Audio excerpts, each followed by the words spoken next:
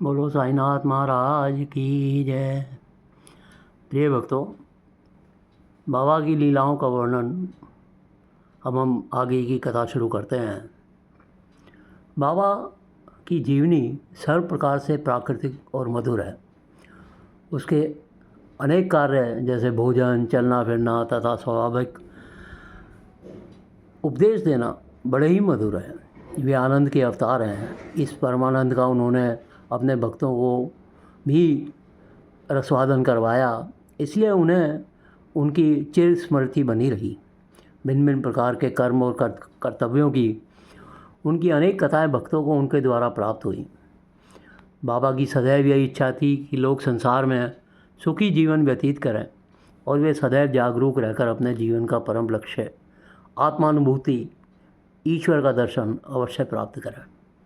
पिछले जन्मों के शुभ कर्मों के फलस्वरूप ही यह मानव की देह प्राप्त है और उसकी सार्थकता तभी है जब उसकी सहायता से हम इस जीवन में भक्ति और मोक्ष को प्राप्त कर सकें। यदि हम नित्य श्री साईं की लीलाओं का वर्णन करते रहेंगे, श्रवण करते रहेंगे, तो तुम्हें और हम सबको सदैव उसका दर्शन होता रहेगा। दिन रात उनका हृदय में स्मरण करते रहना चाहिए। इस प्रकार आचरण करने से मन की चंचलता शीघ्र नष्ट हो जाती है और यदि इसका निरंतर अभ्यास किया जाए तो हमें चैतन्य धन से अभिन्नता प्राप्त हो जाएगी। अब हम नांदेड़ के रतन जी की एक कथा सुनाते हैं। नांदेड़ के रतन जी एक बहुत ही प्रसिद्ध व्यापारी थे। उन्होंने व्यापार में खूब धनराशि कमाई थी। उनके पास अतुलनीय धन और संपत्ति, खेत, कई प्रकार के पशु, घोड़े, गधे, कच्छर आदि और गाड़ियाँ भी थी। बड़े भाग्यशाली थे। बाहर से देखने पे तो वो बहुत धनी प्रतीत होते थे, लेकिन इस संसार को में कोई भी पूर्ण सुखी कोई नहीं है और धनी से धनी आदमी भी इसका अपवाद नहीं होता है। वे परोपकारी थे, दानशील थे। वे दीन दुखियों को भोजन कराते, वस्त्र देते और सभी लोग उनकी अनेक प्रकार से सहायता किया करते थे। बाहर के लोग उन्हें अत्यंत सुखी समझते थे, परंतु वह हृदय से बहुत दुखी थे। दुखी होने का कारण उनका यही था कि उनके कोई संतान नहीं थी। अनेक वर्ष बीत गए थे, तो उन्होंने दासगणु महाराज जी से इस बारे में चर्चा की। तो दासगणु जी ने कहा कि आप जो है शिरडी चलो, वहाँ साईं बाबा के दर्शन करो, तो तुम्हें पुत्र रत्न की प्राप्ति भी हो सकती है और साईं बाबा का आशीर्वाद भी मिलेगा। रतन जी इस बात को सुनकर बड़े प्रसन्न हुए और साईं बाबा पहुंचकर उन्हें एक बड़ा सुंदर हार बाबा को पहनाया और बाबा के चरणों में प्रार्थना करने लगे। बाबा, आपने अनेक रोगियों को अपने पास बुलाकर उनका कष्ट दूर किया है। आपकी कीर्ति सुनकर मैं बड़ी आशा से आपके श्री चरणों में आया हूँ। मुझे भरोसा हो गया है, कृपा मुझे निराश ना करें।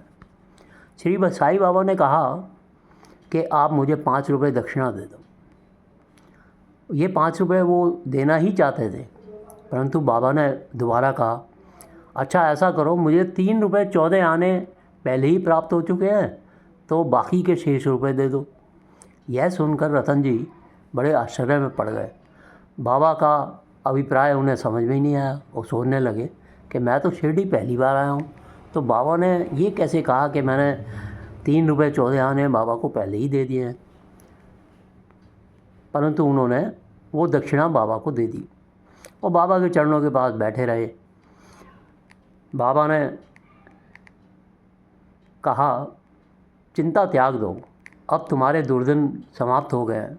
इसके बाद बाबा ने उदी देकर उनके सर पे हाथ रख के कहा, अल्लाह तुम्हारी इच्छा पूरी करेगा। बाबा से अनुमति प्राप्त करके रतन जी वापस लौट आए और उन्होंने सारी कथा दासगणु जी को बताई। रतन जी ने कहा कि मुझे आश्चर्य हुआ कि मैंने बाबा को 3 रुपये 14 आने कब दिए, ये मुझे ज्ञात नहीं है। दासगणु जी भी सोच में पड़ गए, लेकिन दासगणु जी ने उनसे कहा, अच्छा ऐसा बताओ कि क्या आपके घर पिछले दिनों कोई संत या कोई फ़कीर आए थे जिनका आपने आतिथ्य किया हो। तो रतन जी ने सोचा कि हाँ, एक संत मौलवी साहब हमारे घर पे आए थे, उनको मैंने ही आतिथ्य के लिए बुलाया था, और जब उनका आतिथ्य किया तो उसमें कुल मेरे इतने ही पैसे खर्च हुए थे, 3 रुपये 14 आने। तो दासगणु ने रतन जी से कहा कि वो संत मौलवी और कोई नहीं, वो स्वयं बाबा ही थे। बाबा त्रिकालदर्शी हैं। यद्यपि बाबा शिरडी में विराजमान थे, परंतु शिरडी के बाहर क्या हो रहा है उन्हें पूरा ज्ञान था। यथार्थ में बाबा भूत, भविष्य और वर्तमान के पूर्ण ज्ञाता हैं। प्रत्येक आत्मा तथा हृदय के साथ बाबा के संबंध हैं। अन्यथा मौली साहब के स्वागत में जो खर्च किए थे पैसे, वो बाबा को कैसे ज्ञात हो गई। रतन जी ने जब ये दासगणु जी से ये उत्तर सुना तो वे संतुष्ट हो गए, और कुछ समय पश्चात रतन जी को पुत्र रत्न की प्राप्ति हुई। इससे वे बड़े प्रसन्न हुए और हमेशा ही बाबा का गुणगान करने लगे। दक्षिणा के संबंध में बाबा की राय क्या थी। जब बाबा फ़कीर और पूर्ण विरक्त थे तो क्या उनका दक्षिणा ग्रहण करना और कंचन को महत्व देना उचित था। बहुत काल तक बाबा भक्तों से कुछ भी स्वीकार नहीं करते थे। वे जली हुई दिया सलाइयाँ इकट्ठी करके अपनी जेब में भर लेते थे। चाहे भक्त हो या कोई, वे किसी से कभी कुछ नहीं मांगते थे। यदि किसी ने उनके सामने 1 पैसा रख दिया तो वे स्वीकार कर लेते थे। उससे तंबाकू अथवा तेल इत्यादि खरीद लिया करते थे। वे प्राय बीड़ी या चिलम भी पिया करते थे। कुछ लोगों ने सोचा कि बिना कुछ भेंट दिए संतों के दर्शन करना ठीक नहीं है, इसलिए वे बाबा के सामने पैसे रखने लगे। यदि 1 पैसा होता तो बाबा जेब में रख लेते, यदि 2 पैसे हुए तो तुरंत उसमें से 1 पैसा वापस कर देते। जब बाबा की कीर्ति दूर दूर तक फैलने लगी, लोगों के झुंड बाबा के पास आने लगे, तब काका जी ने दक्षिणा लेना आरंभ कर दिया।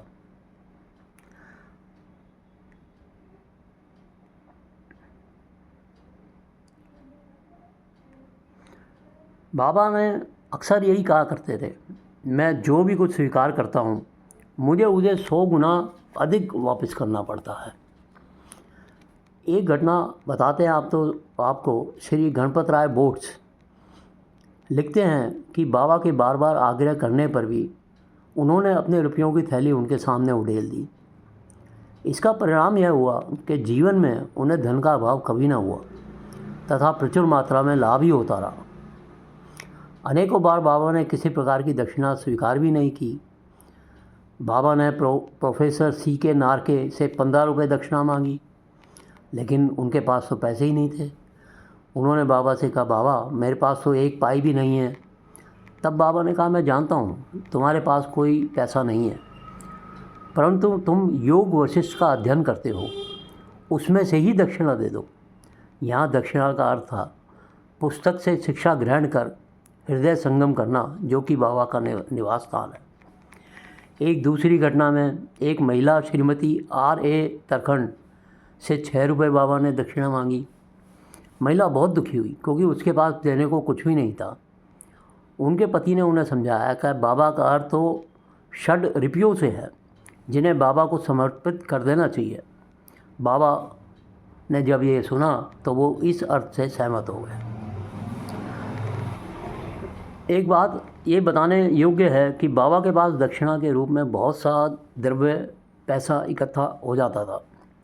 सब पैसा वे उसी दिन खर्च कर देते थे और दूसरे दिन सदैव की बात ही निर्धन हो जाया करते थे।